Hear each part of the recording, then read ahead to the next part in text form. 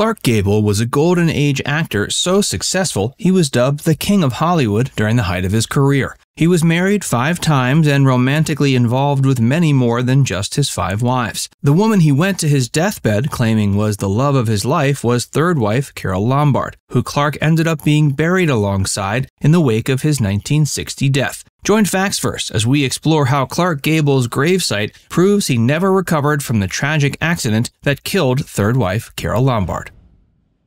If you're a fan of real-life old Hollywood romances, you're likely no stranger to the pairing of Clark Gable and Carole Lombard. Carole was Clark's third wife out of 5 that the star attracted over the course of his life. Though Clark married twice following his marriage to Carole, he went to his deathbed believing that the actress had been the love of his life and was buried alongside her when he passed. Clark and Carole were both huge stars at the time their marriage was initiated, and they made a perfect pair. The two met in the 1920s while they were both fledgling stars. They met working as extras on the film Ben-Hur: A Tale of the Christ. Several years later, when they'd both begun making their respective waves in the industry, they met again during filming of No Man of Her Own. The film was released in 1932 and featured the two stars as its romantic leads. Despite the fact that romance blossomed between them, they didn't hit it off very much during filming. It wasn't until several years later that they were romantically involved. At the time of No Man of Her Own's filming, Clark was married to his much older second wife. Meanwhile, Carole was married to second husband William Powell.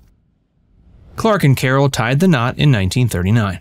Several years later, the pair met up at a party. Carole had divorced from William Powell, while Clark was separated from his second wife. As a result, they were finally allowed the chance to see that they had a good deal of romantic chemistry outside of the screen. They both knew there was something more to their romance, though Clark's wife was trying as hard as she could not to let her husband divorce her. Clark eventually managed to convince his second wife to make their separation official, and Clark and Carole were free to get married by 1939. The two tied the knot while Clark was on a break from filming Gone with the Wind, which was released later that year and made Clark a gigantic star. Clark was already a major star before the release of Gone with the Wind, which was how he got the lead role. But the release of the film, with its massive critical and commercial success, solidified Clark's status as the King of Hollywood. Clark and Carole were head over heels in love, but their marriage sadly didn't last many years. World War II ended their marriage. Towards the end of 1941, only a little over 2 years after they got married, the Japanese bombed Pearl Harbor and America entered into World War II. As one of the biggest female stars of the time, Carole was greatly encouraged by the American government to go on a war bond tour. Not wanting to let her country down, Carole agreed to do what she could. Regrettably, tragedy struck during the tour. The government preferred that its touring war bond stars travel by train, but by the end of her tour, Carole was so anxious to reunite with Clark that she demanded she return home by plane. This demand ended up proving disastrous, as the plane she was in hit the side of a mountain during its flight. All the passengers, including Carole, were killed upon impact. When he heard the news, Clark Gable rushed to her location and hoped for the best. He prayed for a miracle that his wife had somehow survived, but no such miracle occurred. Instead, Clark was forced to accept he'd lost the love of his life. Before we tell you more about Clark and Carole, be sure to give this video a like and subscribe to Facts First if you haven't already.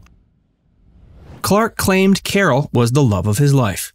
Though Clark had been married twice previously, before Carole Lombard, and would remarry twice after her death, the actor went to his deathbed firmly believing Carole was the love of his life. This is why the actor chose to be buried alongside Carole instead of the woman he was currently married to and who had recently given him a son. Both of the marriage Clark had maintained before marrying Carole were loveless, and the star had only entered into them as a way to further his Hollywood career. Clark Gable was born at the turn of the 20th century and didn't decide he wanted to be a movie star until his coming of age. The epiphany came when the 17-year-old future celebrity was watching a stage production. The young man began performing odd jobs while moonlighting as an aspiring actor. He could be seen in stage productions across Middle America. During these years, he fell in love with a fellow aspiring star named Franz Dorfler. Clark and Franz got engaged in the early 20s, but the actress's parents advised her against marrying the poor actor. As a result, Franz pushed Clark to find more work so he could start receiving a more stable income and become a more suitable beau in her parents' eyes. This pushing from his fiancée led Clark into the hands of a famed Broadway acting coach named Josephine Dillon, who was attempting to start up a new theatrical troupe. Clark Gable and his sugar mamas.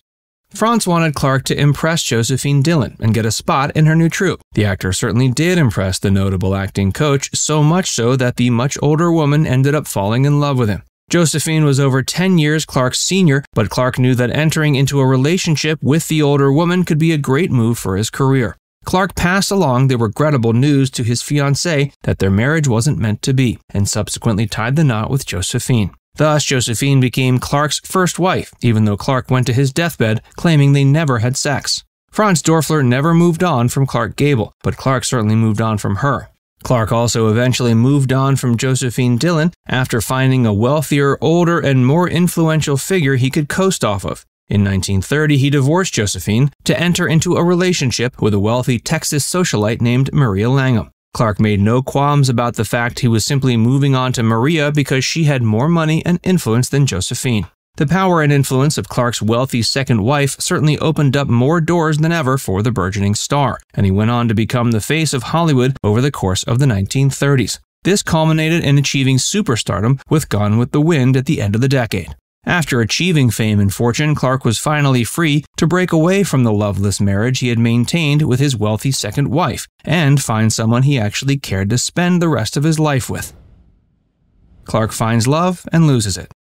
Clark fell head over heels for Carole Lombard. Perhaps Carole being taken away from the actor so early into their marriage was karmic retribution for the actor having taken advantage of so many older ladies early in his career. The years Clark spent with Carole were the happiest of his life. Clark was in the middle of filming 1942's Somewhere I'll Find You alongside Lana Turner when he got the news his wife had been in a tragic accident. Oddly, despite the fact he was supposedly so in love with Carole, Clark had entered into an extramarital affair with Turner during filming. This fact likely exacerbated the guilt the actor felt when his third wife was announced dead.